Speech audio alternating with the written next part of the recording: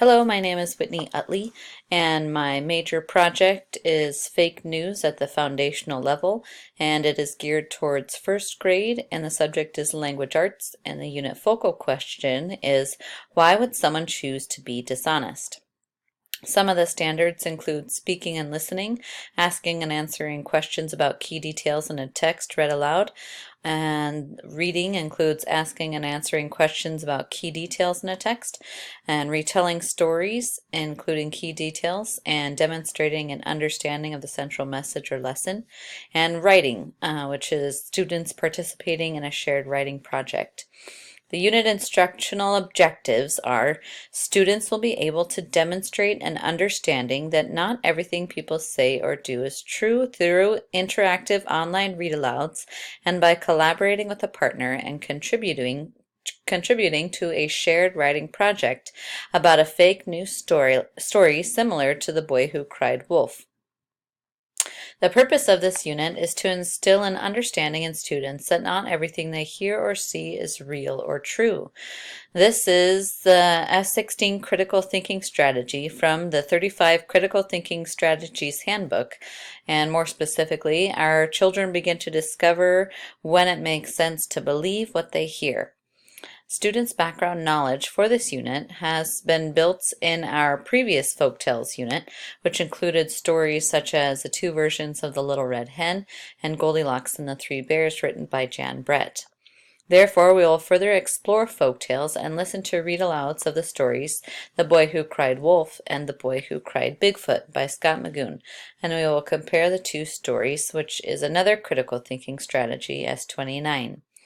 I would like my students to learn that it's okay to question something that they are unsure is real or not in order to develop a foundational level of understanding and critical thinking that not everything people say and do is true, which will help students develop a better understanding of the world they live in and around them.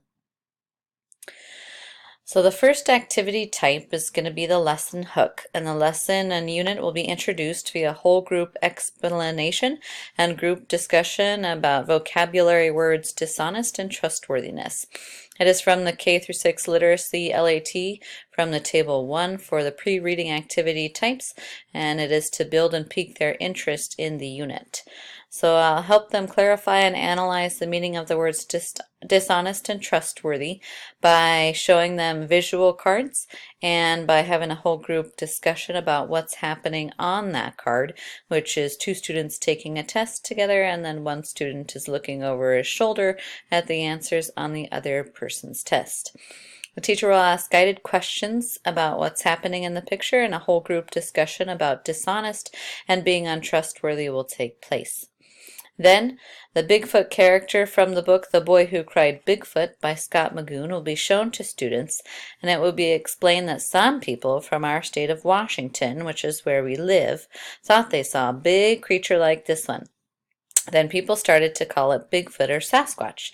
Students will be told that in the story, the boy becomes untrustworthy because he lies to the people in the town in the beginning of the story. The second activity type would be to read the text or to watch it from these two videos, and they are read-alouds. The first one is the read-aloud of The Boy Who Cried Bigfoot, and then the second is the Aesop fable of The Boy Who Cried Wolf. The critical thinking strategy is listen attentively and to ask questions that clarify what is said. And the literacy LAT is from Table 2. It's the during reading activity, and it's a read aloud and also a think aloud. So the teacher will stop the video at various places in order to ask guiding questions to scaffold student understanding of the main points and key details in the story. The next activity type is to ask questions. Students ask and answer questions about the main points and key details in the text. The critical thinking strategy is to notice significant similarities and differences and to use comparisons in order to learn. The teacher will ask guided questions in order to elicit student comparisons of the two stories. Then we will summarize the stories for our fourth activity, and it's from the Literacy LAT from Table 3, the post-reading activity type, and summarizing. The critical thinking strategy is to explore implications and consequences. So the teacher will lead students in a whole group discussion about the consequences of the boys from the stories that were results of their actions. For example, the teacher would ask why the boy chose to lie about seeing Bigfoot. And some of the answers could be that the boy liked to tell stories. The next category type is to interpret activity types, and the first activity type would be to use graphic organizers to understand story structure. So students would complete a graphic organizer for the beginning, middle, and end of either the book of their choosing, The Boy Who Cried Bigfoot, or The Boy Who Cried Wolf. So in order to help students build their understanding of story structure and to help them build their own fake news stories, they will complete a graphic organizer of the key events from the beginning, middle, and end of either The Boy Who Cried Bigfoot or The Boy Who Cried Wolf. They will draw pictures and one sentence for something that happened in the beginning, middle, and end of the story of their choice. Then for the create activity types, we will have students, or the teacher will have students brainstorm ideas for creating a fake story of their own. Students will work together in pairs to brainstorm ideas for a fake news story that they will create. This activity type is from the K through 6 Literacy LAT Table 7, the pre-writing activity types, and it's brainstorming. The critical thinking strategy is to appreciate the viewpoints of others. Teacher will assist students by having students share during whole group examples and ideas of some fake stories similar to The Boy Who Cried Bigfoot and The Boy Who Cried Wolf that they could create. The second activity type is to create a storyboard for a fake news story. This is from Table 7, the pre-writing activity types.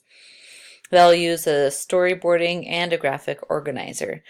The critical thinking strategy is comparing analogous situations and transferring insights to new contexts. Students will work together and use the same graphic organizer as the above in order to help scaffold them and applying their insights and transferring them from the previous activity to this one. So they'll use the same graphic organizer to draw pictures of the beginning, middle, and end of their fake news story that they will create together. Students will use these skills they learn from the beginning, middle, and end of The Boy Who Cried Wolf or The Boy Who Cried Bigfoot and apply them to creating a story of their own. Then for creating their final project, they'll work together and they will use the Book Creator app in order to put their storyboard that they created together. And the critical thinking strategy is developing one's perspective, creating or exploring beliefs, arguments, or theories. And they'll use their beginning, middle, and end graphic organizers to help them in creating it online through the Book Creator app. That's from the Literacy LAT Table 8, the during writing activity types. And then the post writing activity types will be to share. So they will share their writing projects with the class by projecting it up on the projector for everybody to see. Then they will need to describe what their stories are about and share their drawings and creations from the Book Creator app. And then by working together, students can also develop their intellectual courage on being able to create a story and present it to the class, which is critical thinking strategy number 6. From Richard Paul's Critical Thinking Handbook. References are here, and also the LAT Learning Activity Types from the William and Mary School of Education. Thank you very much. Goodbye.